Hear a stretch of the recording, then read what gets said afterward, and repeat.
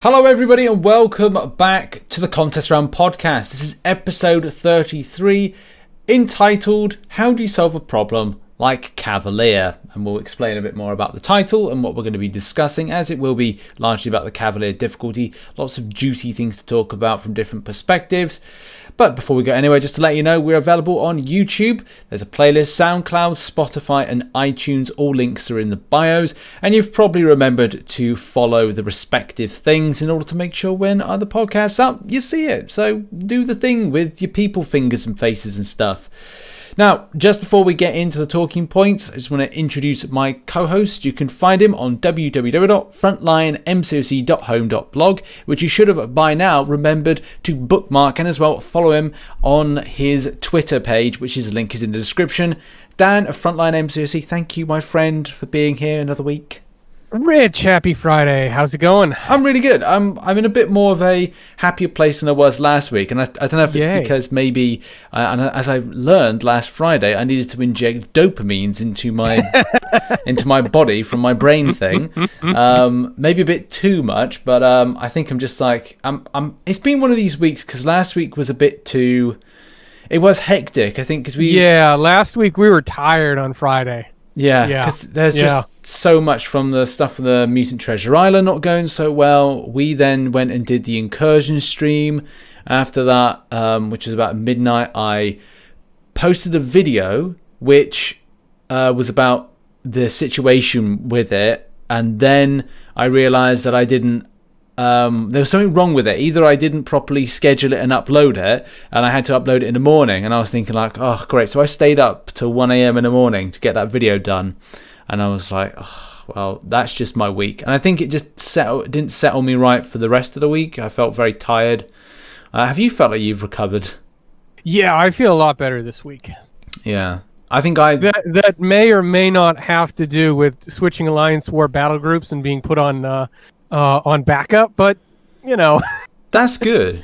Yeah, that helped. But yeah, I just think it's been a much better week, just in game and in general. So yeah, it's definitely calmed down. So I'm not making a video a day about the Mutant Treasure Island thing. Although I felt compelled to make something on Friday, as it looked like we've sort of. But then I've been educated that the situation with exploits, which we're going to talk about in a moment, is it's been sorted.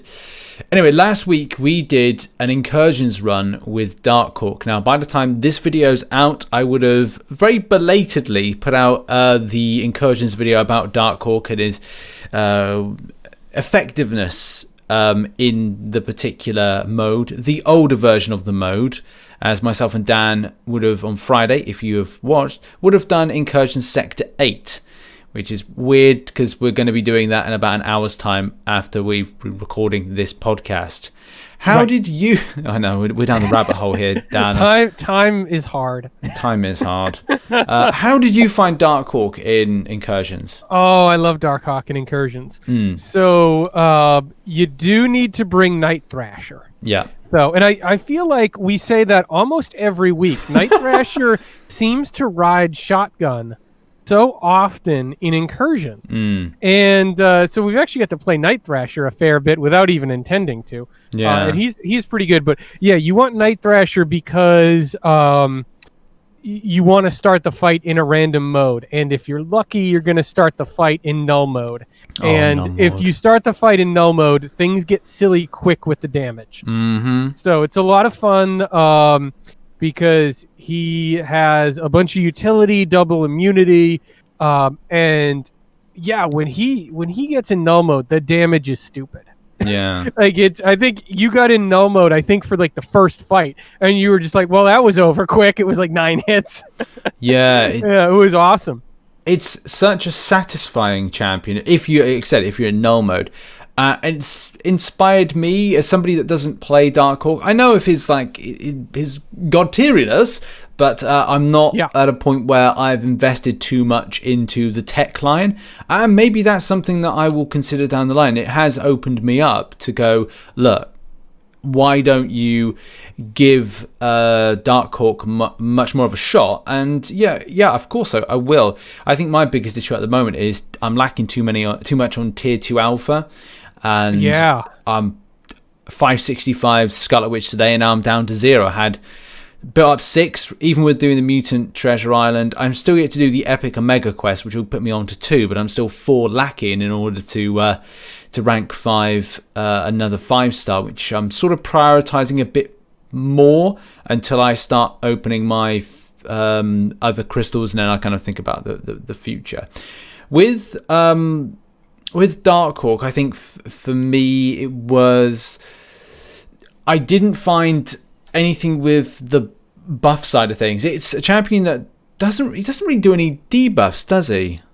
He has some shock debuffs. Some shock, yeah. If you're in the right mode, though. So it's not. That's not really. Yeah, that's not really part of his kit. Like you're not. You don't tend to say like, all right, well, I'm gonna buff up his natural debuff damage. He's not very flashy in that way. He's got some nice safety nets with his miss. Yeah. And his auto block. So sometimes he can save you if you do get hit or you get into trouble. But as far as the hacks with him, you really want to conserve power. So anything that allows you to not spend as much power on your specials is great, because with Dark Hawk you want to rotate through the modes, because that's how you get your regen. Yeah. And you either have to do a special 2, a special 3, or get knocked down, which is not the preferable way to do things. Yeah. So you're kind of in that scenario where you want to launch SP3 and then an SP2, so you can go into a second mode, get some regen, maybe pop off some buff cornucopia while you're at it. But overall he's a pretty satisfying raw damage character when he is in that null mode. Now, we did a Sector 6, the old iteration of Sector 6, prior to the changes. I went, because luckily we've both found time to do the new iteration of the incursions.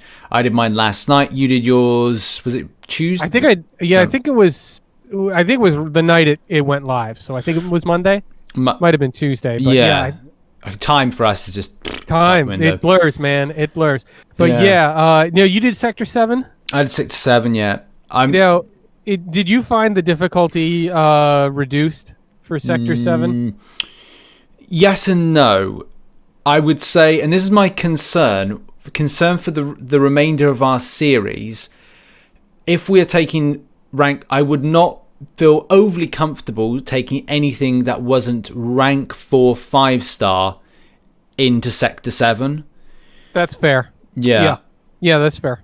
It's good. Look, I absolutely love the new version of it. It's great, but and getting those. Do tell me if I'm wrong. 3 standard hacks, 1 rare hack per zone, except for the Ultra ones where you get 2 rare hacks. Yeah, that's and nice. 3 normals. Yeah, is that correct? Yeah, you get 5 hacks. You get the double hack after the boss in every 5 zones. I mean, that's good. Cool. Yeah, I think I managed to. I think it was revive, and then fully, not fill, 40% heal the champions, that's great. That can start you on the next part of the journey. I took in rank 5 stars times 3, and that worked pretty well. But I did find that it was I did find a bit of difficulty towards the end. Like say 10. It always kind of ramps up at the end. Yeah, I think zone. Was it zone 10? After zone 10, starts getting a little bit kind of like yeesh. But at least after that, you've already gotten all your points and rewards for Sector 7 once you're past room 10. So it's kind of gravy after that.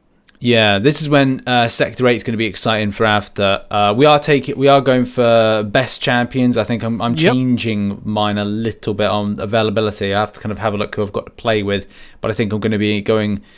Scarlet Witch is for sure. That's going to be in there. I need to then figure out who my other 2 champions are going to be for that. That's going to be interesting. But yeah, like incursions, I like what they've done. I think it's good. I don't know if they've lowered down the difficulty, but at the same time, I don't know if it's because now we've made that jump up from sector 6 for testing. Because do bear in mind, guys, we do test lower ranked champions in lower content in order to kind of find out, well, what makes them tick. I mean, it's like saying, okay, so somebody's going to bring a King Groot, a 6-star King Groot rank 1 into Incursion Sector 8. You're not going to do it. So It makes sense to take it into the lower. But I'm excited. I'm excited for what we're going to find out later on as well. Yeah, it's going to be fun. I like that they're continuing to improve something that's pretty new. Yeah, that they're not letting it become stale, because toward that last 8 months of dungeons, it pretty much was untouched. Yeah. So it's nice to see they're moving forward with incursions, and the addition of Sector 8 hopefully solves one of those problems of engaging the endgame players who didn't really feel like there were any rewards for them in incursions, because now you've got 6-star shards in the store and in the top zone bonuses. Yeah. Which is nice. I'm looking forward to that. And of course, so much gold. That's one of the key things. That like I've sweet, tasty gold. I'm still on like 1 point. I've already 565 a 5-star. And I've got 1.8 mil left over. We're still yet to start Sector 8. And I am looking forward to getting the gold more than ever. The dark artifacts I maximized yesterday. I think did I overclick? I can't remember. 55,000. I bought myself 2 incursion crystals to try and get Human Torch. Hopefully that comes off well enough, and I get the champions. That would be great. How are you finding your dark artifact spending? Yeah, I went for the crystal with Silver Surfer in it twice, and struck out, unfortunately. So that's, I guess we'll have to wait for some more Cosmic Dual Class crystals before I can up my prestige again. But I'll be going 6-star shards the rest of the way until the pool resets. So I think I've talked about, right now the only 2 5-stars I need are Silver Surfer for Prestige and Aegon for Abyss. Mm-hmm. So if you are not one of those 2, then I'll just take what I get from 5 stars and focus on adding some 6-star shard gain. Yeah, I think that's me now. I've kind of decided I'm done with these 2 crystals I've grabbed. I'm going to save, because I'm going to be taking a little bit of leave time, and I'm just going to like post a load of like crystal opening videos over the space of like 4 days, and then hopefully those 2 crystals I get what I want out of them. If not, then yeah, I'm same principle. I'm back to grabbing 6-star shards. I've got a 6-star champion crystal opening coming at some point. I have to decide when I'm going to drop it. But I'm not going to go for the 6-star featured, as there's too much of a there are champions I want in there, but I just don't think I'm going to get them. So risky. I know I'm going to get Yondu. So risky. I know I'm going to get War Machine. I just know it. Like, I can't go through a run of good luck and expect like a bad luck not to bite me. But in any case, enough about like my troubles. Let's get into some of these talking points, I think. So we're going to kick off the talking points on subject of exploit of rewards. Now, as a lot of people know, this was a big thing last week and seemed to rear its head because I just make news type videos and people were contacting me saying, oh, do you know the people that exploited, they get to keep their stuff? Well, yes, this is still something that's being dealt with, and there has been, just prior to us recording, I have been alerted to the fact that Kabam are dealing with this, and also that somebody who I know of, actually very not closely but know of, informed me that they were sort of stung by something, saying, I'm just going to read out a little bit now. They still have the champion, but they zeroed out the 6-star shards, saying others in my alliance had the same if they were banned. Those that did 1 extra had no changes. So there's been some stuff there with that. Also, AQ Summoner advancement reward. Yeah, summoner advancement AQ rewards are not there as well after the 7 days being banned. So action has been taken, and further action will be taken from that. Just to let people know.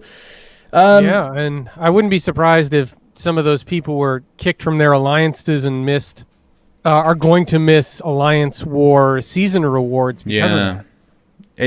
That's another potential issue. So I would just say just because the bans are over, it doesn't mean that they've finished all their work as far as clawing stuff back. Yeah, it's one of these things where the information was there for me, but I didn't see it to kind of say Kabam are looking into this and dealing with it. But any case, yeah, it's a lot of this stuff with bans and things of the like. They don't often talk about it. We usually hear about it from someone later. Oh, I did get banned. Oh, I did get my stuff taken back. I didn't get away from it. But they rarely post something that says like, hey, we caught you guys. they just don't do it. That's not how we tend to learn about this stuff. Yeah. So the good news has been sorted. Next thing we're going to talk about is mainly the subject of the podcast, like how do you solve a problem like Cavalier. We'll now talk about in great length the side quest, the time grind to rewards, difficulty to rewards, and where people are at with their ability to progress in Cavalier, and more of their desire towards the side event in some sort of algorithmic mesh of things. I didn't really explain that too well. We're just going to be talking about the side quest and as well Cavalier difficulty to the point of rewards that you get back, the grind that you do, and all the things in between. So yeah, because it's been such an interesting week with so much feedback, and we've even seen people from Kabam, like Kabam Frenchie, directly soliciting feedback from the community. So it's certainly been the topic of conversation this past week, now that Mutant Treasure Island is actually functional. Yeah, that's such a good point. Mutant Treasure Island is it's the most delightful thing that I've played in a long time. It's given me so much I won't say nostalgic because it's not exactly like Rocket Scrapyard, but it's where like those kind of events started a few years ago, where you're given choice. Not that you've got like a currency to choose to get through a portal to then grab what you require, because this is a little bit different. You have to do something first to then get something, to then go in and then choose something, but battle out the enemies that you have there in there. And I love it. I'm just a bit kind of like meh about the way that it was introduced and the stress that unfortunately it wasn't a good launch for the event. I think wasn't your video something like, this is the best event ever with the worst release ever? Yeah, exactly. Something like that. It's like, we love what you're giving us, but it was a bumpy ride. What I think there's a lot that's interesting about Mutant Treasure Island, but what for me is the most interesting is that you look at like how we got here. So for the side quest, we started with Canadian difficulty, right? Yeah. And I think that was fairly well received. It was a little repetitive. Yeah. And then we got herald difficulty. Now, I don't know about you, but I thought herald difficulty was a sizable step up in difficulty. Yeah. But the rewards were better too. Absolutely. And there was that episode. There was that option of choice, right? You could go shards, you could go both, you could go rank up materials. So I think people like that. But what day you ran the event on had a big impact on how easy it was for you. That's so true. Yeah. And we saw that a lot in the last week, where people were freaking out because they're like, all right, how do I fight this mole man? How do I fight Airwalker? Things like that, where it's, when the Arcus day went away, everyone was like, oh boy, I actually have to figure out how to do this event and not cheese it. Yeah. And then we get Mutant Treasure Island, which I think rewards-wise is the best, because like you said, it's this menu of options, and all right, maybe I don't want the T4CC, so I'm going to skip that path. I'll run some other paths. maybe in a lower difficulty level, Mhm. but it's a reward that I find more valuable. So who cares, right? But it's all right. So we're always talking about the juice versus the squeeze, right? Yeah. So Mutant Treasure Island clearly has the most juice, Mhm. right? But it also requires the least amount of squeeze Mhm. because there's no nodes. Yeah. So there's a couple of hidden mutants. Okay, so bring a tech or two.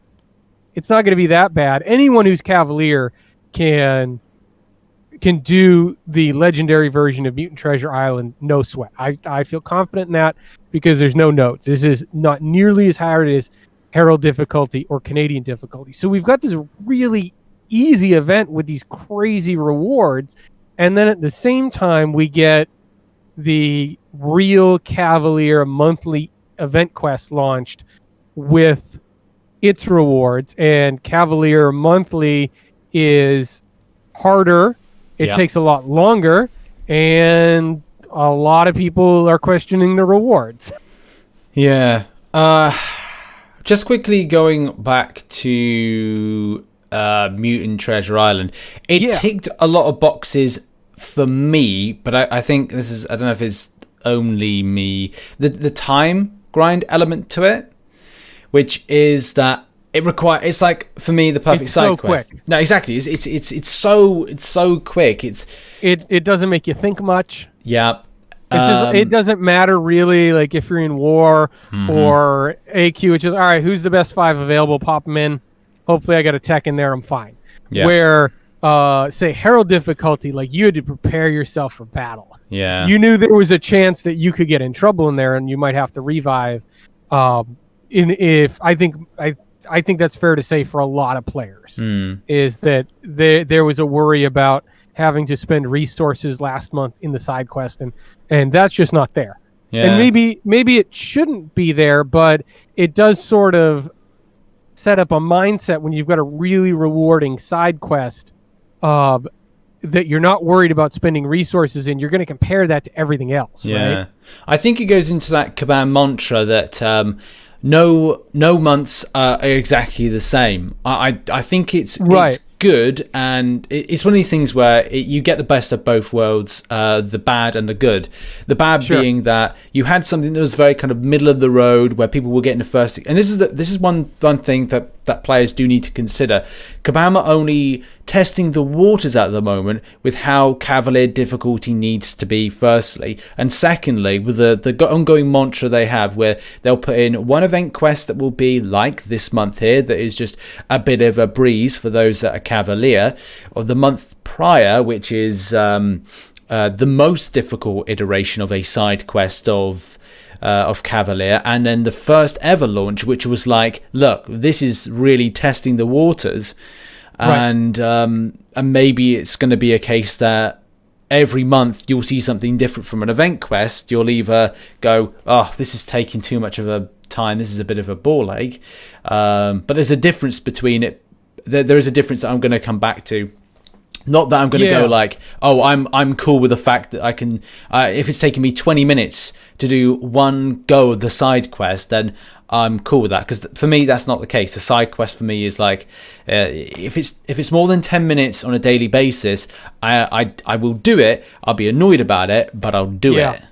Yeah, I don't like side quests that take a lot of time. I'd rather have 3 harder fights rather than 7 easy fights, if you know what I mean, because I do want to get the side quest done, because there's just so much other content going on that I don't want to get tied up in the side quest for too long. And like you said, the rewards are going to change month to month in the side quest.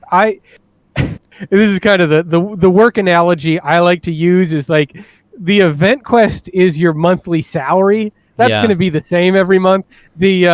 The side quest is your bonus. That's going to fluctuate. You don't quite know what that's going to be on a month-to-month level, and sometimes you might have to work harder for it. Sometimes it might not exactly be what you want. Sometimes, you had a, that's how I think about it. It fluctuates. That's clever. I think that's a very good analogy to put in process. Because I think that's how Kabam looks at it, because they don't want to, they don't want to give you a big salary every month, right? Yeah. because of inflation. Yeah. And they use the side quest to adjust it. They say, oh, maybe Rich is a little too poor on the tier 2 alpha, so maybe we need to make the tier 2 alpha a little sweeter next month for him. Like we'll correct an imbalance with the side quest, but it's a one-time thing, so we don't have to worry about repeating it. If you know, they know that if they nerf the rewards in the EQ, everyone's going to freak out. Yeah. Right? Whereas they can change it in the side quest from month to month. So if they go overboard, they can pull it back without as much backlash because there's an understanding built in about how the event works and they have some cover. Yeah. And this is the thing about like now, like sometimes I will do to just take a step back and go, do you know what? Am I looking at what Kabam are doing and go, I'm happy with what they're doing from a reward standpoint. And then I'm like, hang on, we just got like a real load of tier 5 class catalyst. Yeah. Fragments. For the first time. Fragments. Yeah, for the first time. Yeah, out of for something that's not really permanent content. It's not one of those big 25% chunks that you had to plow through a chapter of Act 6 for. Yeah. So that's something I have to kind of like take a little step back and just like, you know. Yeah, and we'll talk about what that means to different people, but it definitely depends which group of Cavaliers you're in, how much that means to you. I think it's good for us now that we've kind of like we've got all that in place. Shall we move on to talk about the reward structure for Event Quest and how players have kind of come, and also the 4-star challenge? Yeah, because that's certainly been a huge part of the discussion this week. Is how do you feel about the rewards? See, mine's all. I think it's very different on the spectrum. With I'm oddly fine with the Cavalier rewards. The biggest concern for me is always time, like the amount of time. Like I'm now going to block out the weekend to see how far I can go with it, and I have to it's really tooling it when it comes to like new content, because this is basically a new iteration. I'll be using the word iteration a lot, Dan, and then people can pick up on it in the comments or say that I keep the word obviously too much. Anyway, whatever. So yes, this is the first edition of the Cavalier difficulty. So me as a player that's been, like yourself, has been around for 5+ years. It's getting an idea of when Uncollected was new in. How long is it going to... If I can do it, and I can do it, how long is it taking me? And a good tester seems to be about 40 minutes to do... Well, anything between... about half an hour to maybe 40 minutes to do one singular path and the boss fight. Oh, wow. It's taking you that long? I'm just trying to like think. I have to, you know what? Because it's been a while, because I did it on day one, the completion side of things. I'll have to go back and kind of see if it is taking indeed that length of time. And I could be wrong. I could have then maybe I was thinking about it too much. Maybe I was reading the nodes too much. Maybe that's what I'm putting in too much into it. Just going, okay, well, I've got to overly read the nodes. As they're not, correct me if I'm wrong, they're not exactly the same as Uncollected. No, well, there's that global node per chapter, right, or per quest that adds a little bit something to it. But in a lot of ways, that node is there to help you. So if you play into that node, it sort of goes with what they had said on the roadmap of not just taking things away, but also giving us some options to open up more champions. And I think those nodes are actually really key if you are attempting the 4-star challenge. I think that's something for if you're going in for the completion. And I think that's where I maybe have got it. I got it wrong from a start point of going, look, just start off with your 4 stars, make it a painful experience. Well, I don't know if that's actually, would that present a bad experience, bad taste in the mouth to begin with? If you go, look, let's take the 4 stars in first off, feel pain like you've never felt pain before, and then take it from there. I've still kind of like, I think it will take many months if Kabam do something similar month in, month out to find the perfect perfect team. I've seen many people say, oh no, this is the perfect team to use 4-star wise. But then I've been experimenting more with different champion setups. Like I've enjoyed using Colossus a bit more in practicing with the 4-star challenge. Aegon, and again, as you said, some of the globals that benefit some of those specific champions. Yeah, I did my first quest with the 4-star challenge today, and 4-star Gwenpool is pretty amazing. With that node, you just start stacking up the bleeds, and it's great. I mean, you can't really screw up, because if you take one combo, you're gonna die. Yeah. to those defenders with a 4-star. So what I did was, in quest 1, there were 3 paths. So I identified what the easy path was, and I did that last with 4 stars. So I did 2 run-throughs with my 5 stars and 6 stars to get a feel for the quest and the global, and most importantly, understand the bosses. Yeah. And then I put my 4-star team together to run what I considered the easy path. And I thought it was a fine experience. Yeah, the fights were a little bit long. That was a little bit because of the 4 stars, and I think a little bit because of the power restrictions from that polka dot power node. Yeah. Kind of kept you from throwing as many specials, although Hyperion gets around that. Hyperion still good. Still solving a lot of problems 4 years after release. Yeah, very good for that Warlock boss, even as a 4-star. So I'm kind of digging the 4-star challenge. It was something extra to think about and prep for. So I'm liking it. And like you, I think I'm fine with the rewards. I'm not blown away with it. But as far as 6-star shards, yeah, it's pretty good. I don't have access to tier 5 class catalyst through Alliance Quest like people who are in top 20 AQ. So this is real good for me. I think we kind of talked about this, right? Like there's the 3 levels of people evaluating the event quest, and as far as like the content and the rewards, right?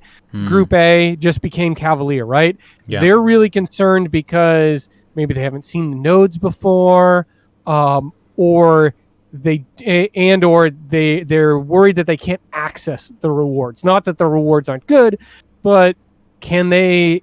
The way that the completions are now structured, and they want you to 100% each chapter, they're worried about completing it based on skill and roster and or time. Group B, that's us, mature Cavaliers, 15 to 20 565s or better. We don't have as much T5CC, so we're happy about that. Then Group C, they're endgame. They've done everything. They've done a biz. They've done all of Act 6. They're getting the big time AQ rewards. They're just like, this doesn't help me. Yeah. And it's kind of not hard enough to be a challenge. Yeah. It is a very tough one to be in on how you... I can imagine those group... the group C's, the people that feel that with they're right at the tippy top. If anyone amongst them that doesn't spend, they would more than likely welcome those rewards, as there wouldn't be any kind of great access to the volume of 6-star shards without awakening champions rapidly from spending a lot of money on things like Cavaliers, especially with having to keep up with the extent of requiring the most difficult and new champions to kind of like put in defense and it's stuff. very hard to be in that group without spending. Yeah, I guess this is the problem with number one, the first iteration of Cavalier, the pleasing of different camps and how Kabam do this, like peeing off. It's a difficult one to call, and I don't want to piss everyone off because of it, but I think Kabam have made a good stab at the first iteration of Cavalier. However, I will point out, and again, it will differ from player to player and experience to experience. What I feel is a problem with Cavalier will differ from everyone else's. So my problem with Cavalier is I'm fine with the rewards, but I'm not happy with the element of time required with, say, I think more with the health pool side of things that this brings. Now, that experience will be different for those that, say, are the ones that have 6 stars at rank 3. You're going to be damaging those health pools more easily than I would be able to. And maybe that's because I have to do more work in game to get up to either the higher level of skill or, do Abyss of Legends and various different content to get my first ever rank 3 6-star. So, I don't want to piss people off by saying how you experience the game is different from mine, and I should be pissed off about it, and you should be pissed off with me. Yeah, I mean, that's the danger, right? When we're evaluating the content, there is this natural tendency to assume my experience is the majority experience. My experience is correct. So if it's easy for me, it should be easy for you. If I find it too hard, Kabam definitely needs to nerf it. Like those are our natural reactions to these things. So it does require us, if we're going to be thoughtful about our criticisms of it, to pull ourselves back and say, okay, like this has to serve several different camps of players. Which one am I in? Do I understand why, if I just became Cavalier and I'm going into the same content that people who are 100% Abyss are going into, maybe we're going to have a little bit of a different experience there, because it has to be entertaining and useful for a wide range of people. And that's one thing that's really, I'm seeing a lot in the criticisms of it that worries me a little bit from the people that have just become Cavalier, right? Yeah. And let's push the rewards to the side and just talk about content, because Brian Grant did one of his epic 35-minute breakdown videos of Cavalier. It was brilliant, but his whole take was basically pushing back on people who were saying the nodes were too restrictive. Like that was his whole thesis, and and watching the video, I do agree with him. I do not think that Cavalier was too restrictive, but I think it's interesting and important to talk about why people are saying that. There's a segment of people that are saying things like diss track and buffed up are too restrictive. And remember, we've seen this in Cavalier content before. It was in the Sasquatch Northern Expeditions. Northern Expeditions. We had both buffed up and diss track, so they were prepping us for that. So my question really is about the progression, right? Because people are told, get uncollected, get Cavalier, cross that finish line. They cross that finish line, they get Cavalier difficulty in the event quest now. And you would think that they'd be prepared, right? Because there's harder stuff in Act 5 than diss track and buffed up. There's certainly harder stuff in Act 6.1. I mean, no retreat is way harder than buffed up, right? Yeah. So, but you've got this group of people that have beaten that content. They've gotten through it to get the Cavalier title, and then they're turning around and saying easier nodes are too restrictive than nodes they've already beaten. So I want to give those people the benefit of the doubt when they're voicing those concerns, even though I don't agree with what they're saying and I don't want the content nerfed.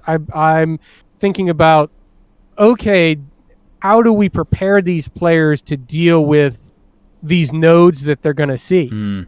I think the way that I'm seeing that is, and I've been out, I do agree that I would not like to see those type of nodes from what would be story or permanent content in a monthly. And I know that's a bit of a weird thing to say based on the fact, number one, where do Kabam draw their nodes from?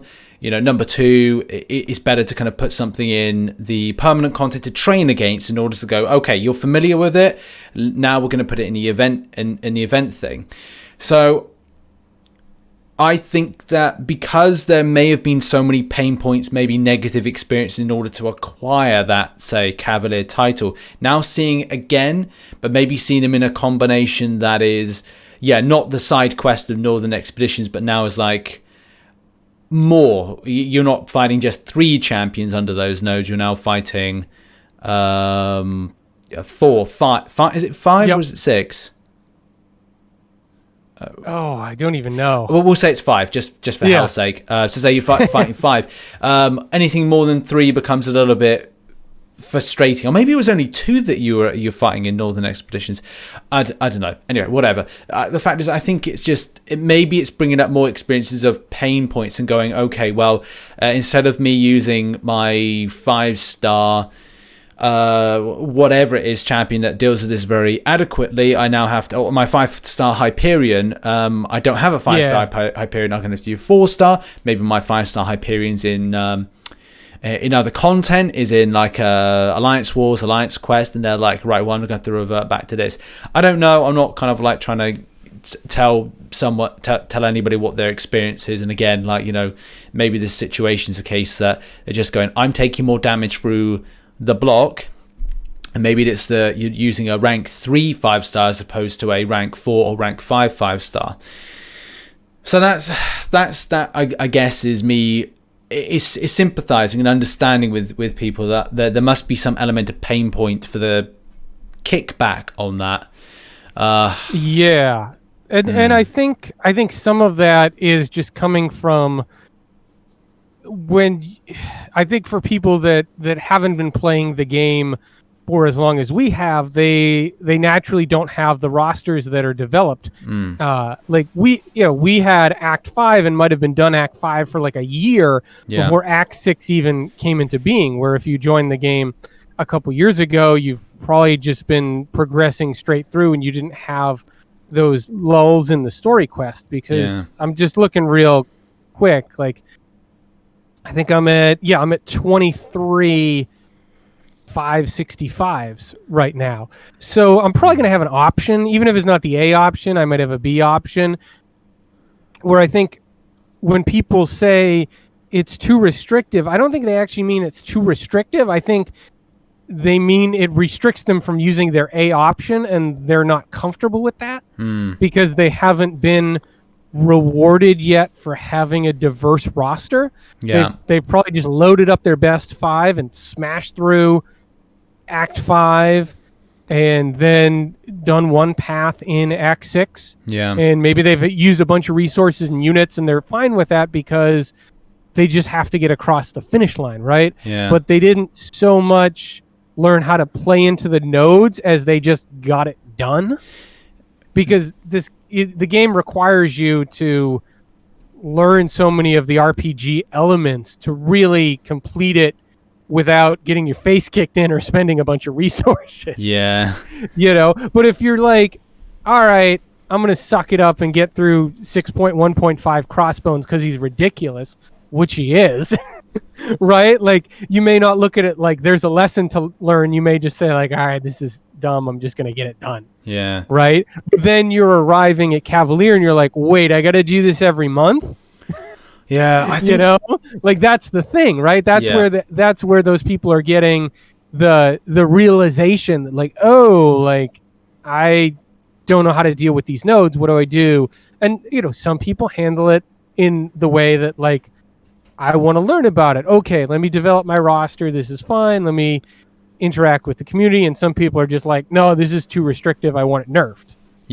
This is the problem with the supermarket experience with MCOC. So you start off in a supermarket, you get your trolley. Right at the end of the trolley is the checkout. So let's refer that to being Cavalier, right?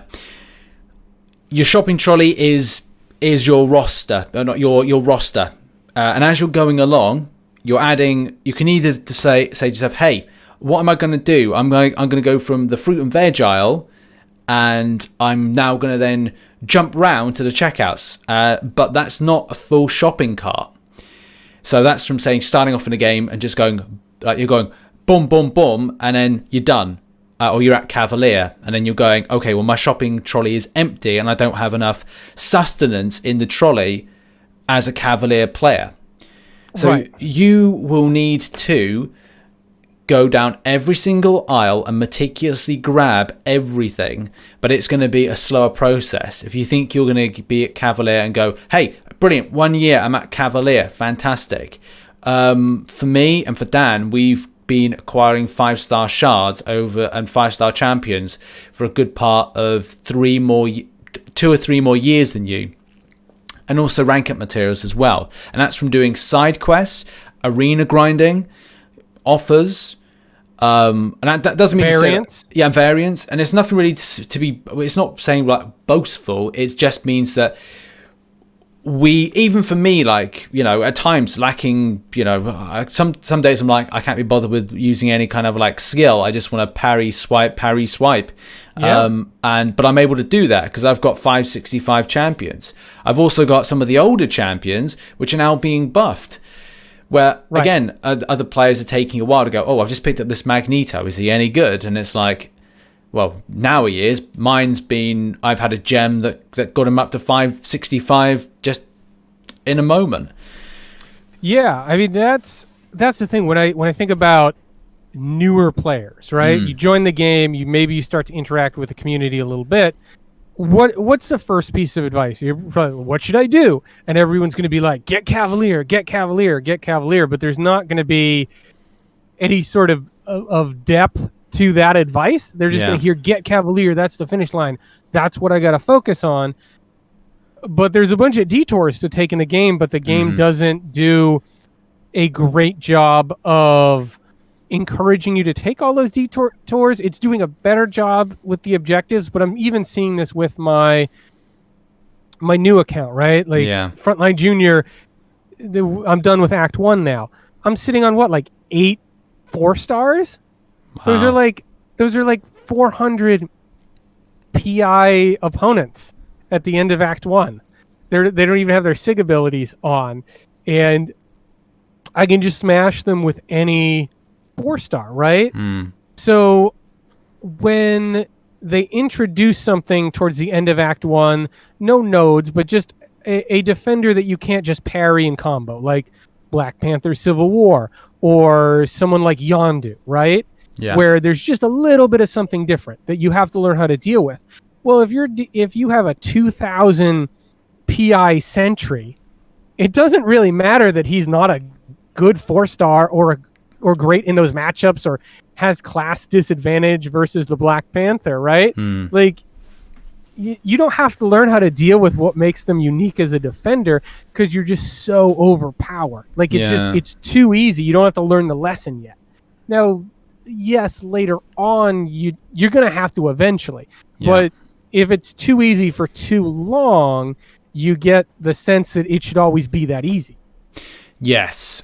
And that's the thing that M's finding. M's now at a point where she's just about to start. She's doing Act 5, and she can't do I want to parry and thrash at the screen. I mean, her enjoyment of the game is different to most other people, and that's fine.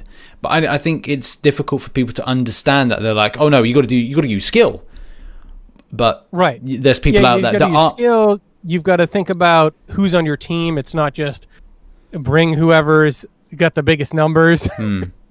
So and what I'd like to see is them to develop the solo objectives in a way that's a little more reactive, that tells people when things are appropriate. Yeah. Because it will tell you when you have access to things, but that's not the same as something's appropriate. Yeah. Right? And Incursions does this a little bit with rosters, right? Like, it says you should be focusing on these zones because you have this many 5 stars or 6 stars or whatever. And we may have issues as to whether or not they've tuned it right, but that's the beginning of that. Like, what I'd like to see is something that's, maybe you get your third, rank 4 5-star tech. and something pops up and says, hey, dude, tech champs are really good in variant 3, and you're now at the appropriate power level, so you might want to look at a completion run of variant 3 right now, because you've reached a power level where you can reasonably complete this. You're not underpowered, you're not overpowered. You might have to spend some resources, but it's not going to be stupid. For if you've got the commensurate skill for that. Because I'd like to see people encouraged to take a few more detours along the way, because that would build their roster depth. And then when they get there, it's not like, oh, you mean I have to take buffed up with a 440 Angela because that's the best option I have? You know? And that's what I would like to see. Because there's so many people that just don't interact with the larger community as much as I'd like for them to come and interact with everyone's content and consume it. Let's face it, like the people who are listening to this podcast, like if you're willing to listen to an hour-long podcast about the game, you're really invested in the game. And we appreciate you, by the way. We appreciate that. That's awesome.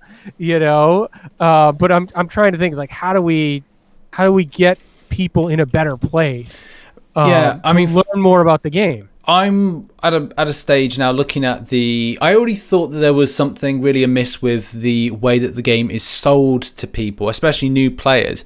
Like, the game had this massive influx of players very early on. And I'm not saying that Kabam were they were a young developer trying to find their way and understanding.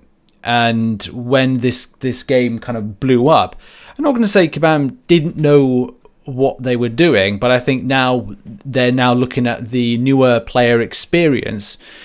Oh yeah, in a way, they are trying to improve it. Yeah, I gotta be honest, I'm still not, and it's disappointing we've got COVID this year, as I wanted to go back and see where they were making the mistakes at New York Comic Con last year.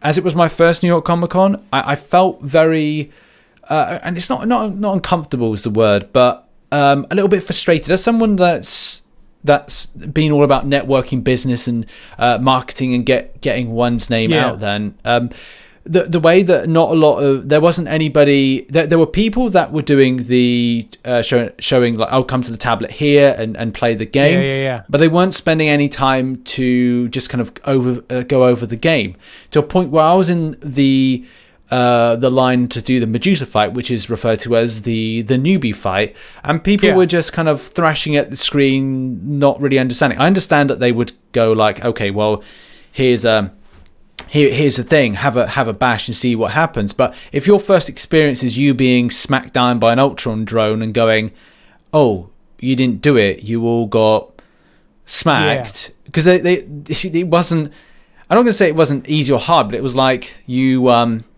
oh, great. Well, it's hard if you've never played the game before. Exactly, and I'm thinking that that's a lost opportunity for a person and he evades. Like, it's not, he's not the simplest defender, or maybe you make the mistake and you're like, oh, Archangel is my favorite character, so I'm going to pick him because I don't know anything about the game. And you pick a champion that all his damage is through bleed, and he's at a class disadvantage, and you take him against Ultron because you just don't know. And this is the thing with Kabam Frenchie was good to come on and kind of explain what they're doing in order to improve the process of new players. But I guess that's something that Kabam need to do better, if they can, sooner rather than later, to hammer in that idea that if you want to get to a place where you'll find the game more tolerable, from either not having to spend loads of time overskilling yourself, or you want to drum in that skill side of things, that's going to take time, cultivation, and as well just a point in the right direction, as you said, to go to this content, and this content, to gather the resources, gather the skills and understanding, and resources and shards to get to a point of going, do you know what, I'm happy with the nodes, and I've got the 565 5 stars or the 6 stars to make this. And again, I don't want to use the term easier, but I guess I'll use the term easier. Yeah, well, knowledge makes things easier. Yeah. Right? Like, it's part of its roster strength, but part of it is just understanding the RPG elements of the game and having a willingness to play into them, because I think that's another thing that's dangerous, especially with tier lists and people just want to know, well, who's the best? Well, it's like, well, it depends. Yeah. What are you trying to do? And if you're only willing to rank up the best champion in each class, well, maybe you're sitting on a very good champion that could be helping you. True. That, while you're waiting, are you not ranking up your Killmonger and your Blade because you're waiting for Nick Fury because he's the best? I don't know if that's good advice for someone who's in the middle of Act 4 who might never pull that Nick Fury. Yeah. Right? Like, that's the thing. Or it's just a matter of, well, sometimes Ronan's the best option. Oh, yeah. Because the champion's got 20 buffs and you can just stun them forever. Or you could do Morningstar. That's true. So that's I think the game gets fun when you can be flexible with who you bring and you can have that variety. But some people look at it very differently. They just want to play their favorite. Yeah. And if you just want to play your favorite, the deeper into the game you get, the more you do get punished for doing that. Yeah. I guess that's the same thing with me. Like, I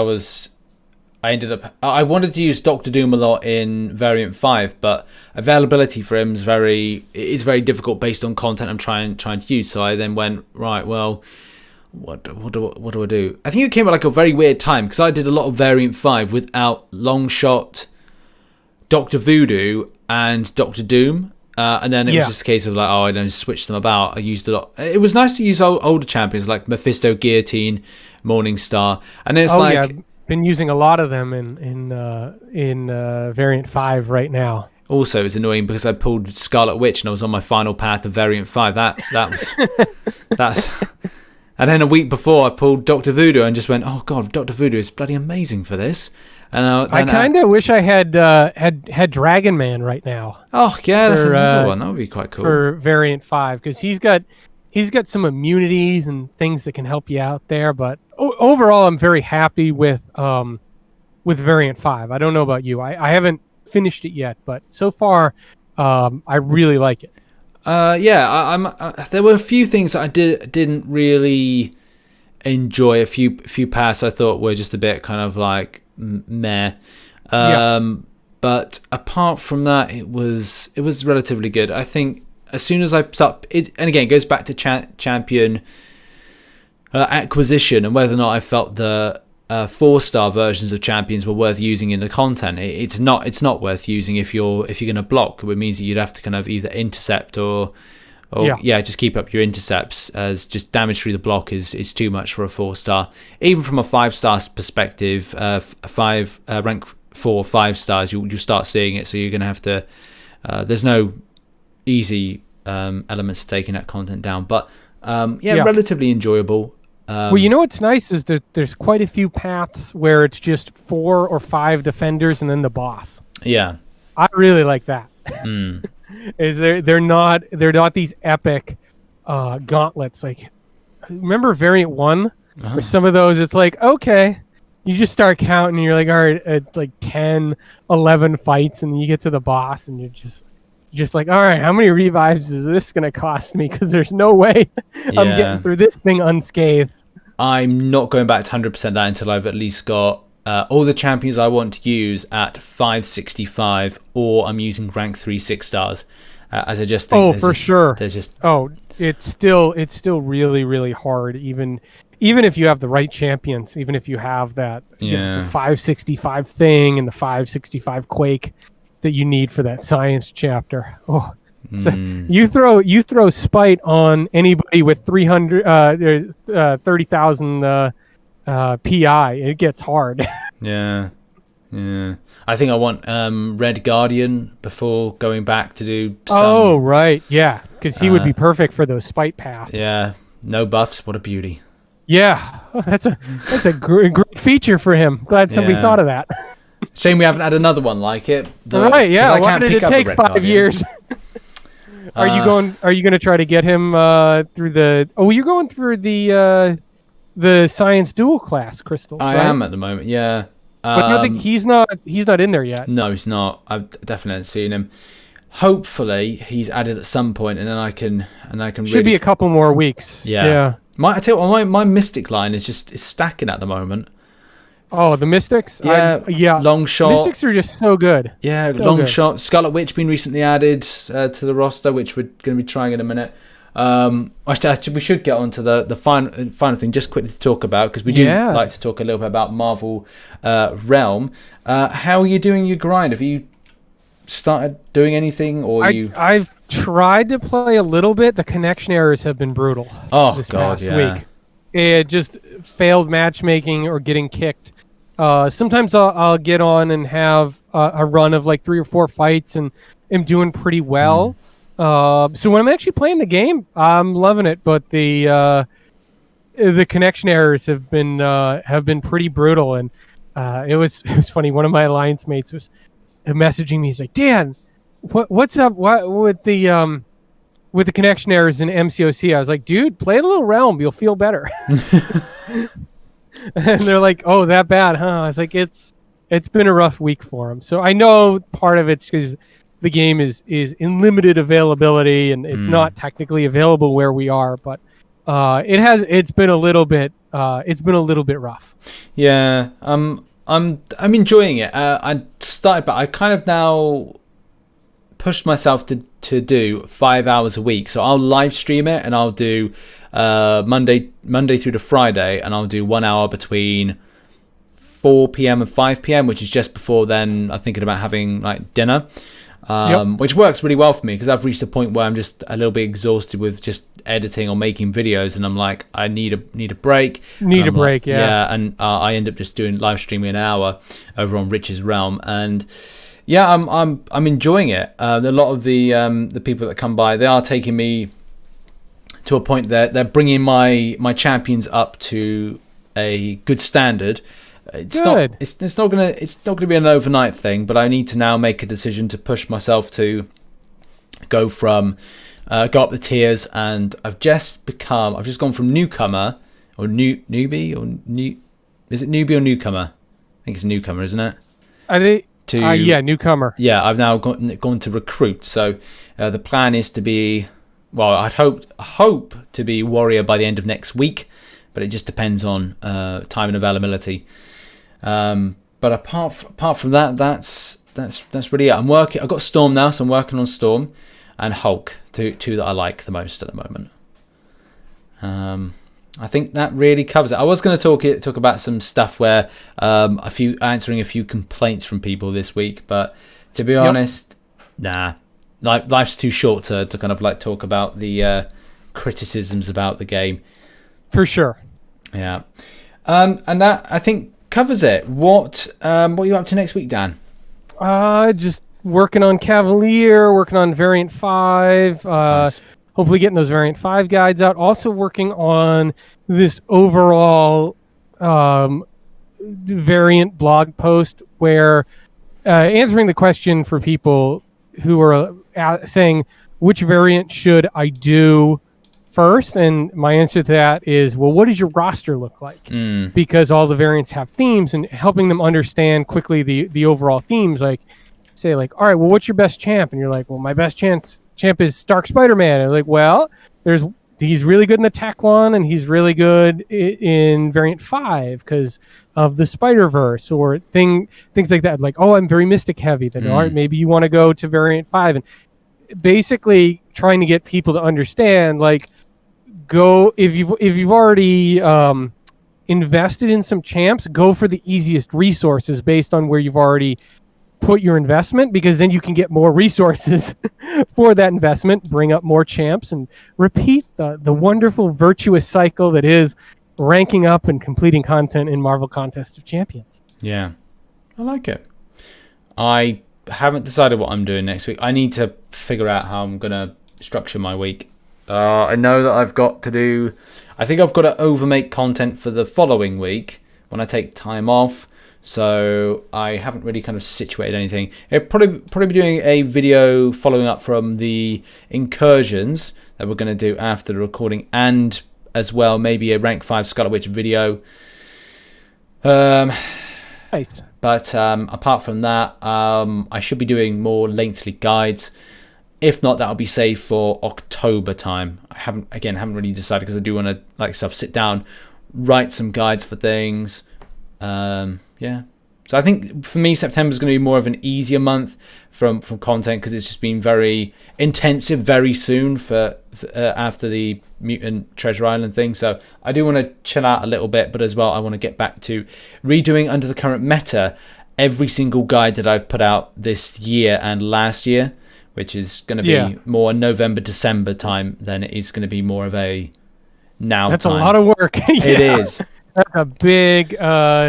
that is a big task right there. It's kind of like my list of articles I want to write. I know I'm never going to get it done. Yeah. I've just looked back at a few old guides, mainly for my Act 5 guide. I don't like it, so I'm going to be fully redoing it.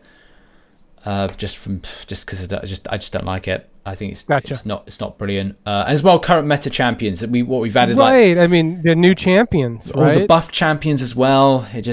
Everything's out of sync. And it's not just the buff champions for attackers, right?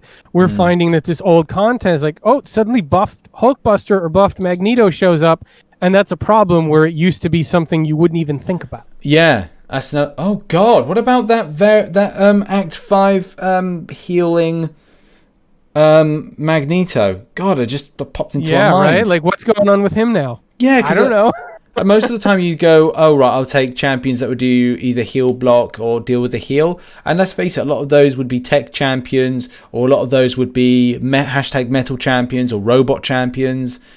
Not all completely, but I'm just thinking Warlock off the top of my head.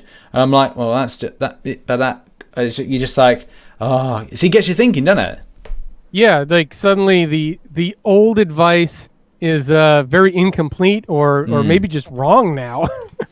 So yeah, I feel you on that. Yeah, all has to be redone.